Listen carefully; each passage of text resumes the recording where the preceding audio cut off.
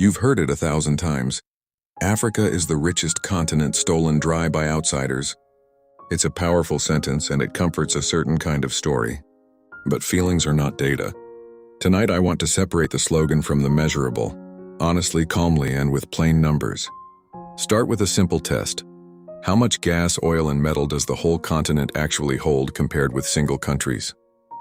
Across the entire land mass of Africa, all 54 nations together, proven natural gas reserves are far smaller than many imagine.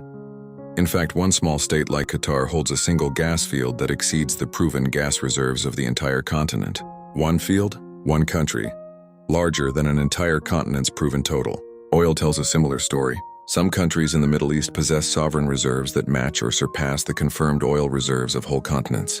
For example, the proven crude of Iraq is larger than the proven oil reserves of Africa in aggregate. That is not to deny that certain African nations produce significant oil. But production and reserves are two different things, and they are distributed very unevenly. Even inside the continent, a few countries concentrate most of the energy wealth, and political instability or damaged infrastructure can keep that wealth from translating into steady, broad prosperity. Think of countries like Libya, which have large deposits but fractured systems. Yes, there are striking, visible riches.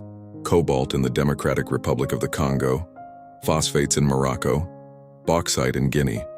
These examples are real, and for those countries they matter deeply. But real does not mean universal. Cobalt production is concentrated in one place, and most of the value-adding, the refining, the batteries, the high-value exports, happens elsewhere. A raw ton of a less valuable mineral is not equivalent to a barrel of oil or a ton of copper in terms of export revenue, investment, or tax receipts. 3 facts get lost in the slogan. First, reserves are measured and classified.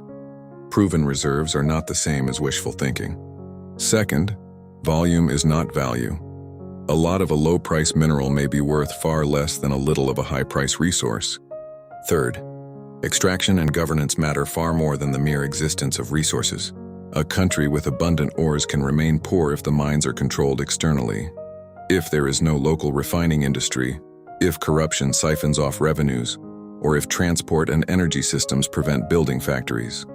This is not an argument that colonial extraction didn't do enormous damage in the past. It did.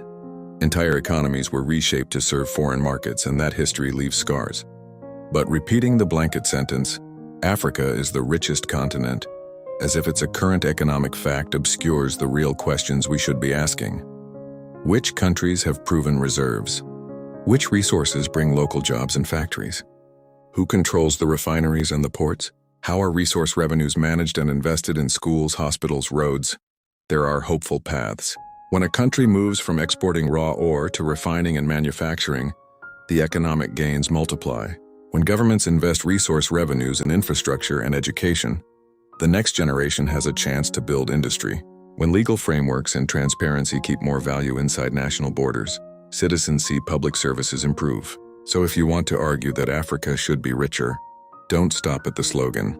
Celebrate the genuine mineral successes in places like the Democratic Republic of the Congo, Morocco, and Guinea, and then insist on policies that turn raw extraction into shared prosperity. Stronger institutions, local value addition, better infrastructure, and investment in people. Facts are not the enemy of justice. They're the map that shows how to get there. If your aim is real change, replace the myth with work, facts, policy, and courage. That's how the continent becomes truly wealthy, not by pretending endless hidden treasures exist, but by building systems that convert what exists into opportunity for everyone.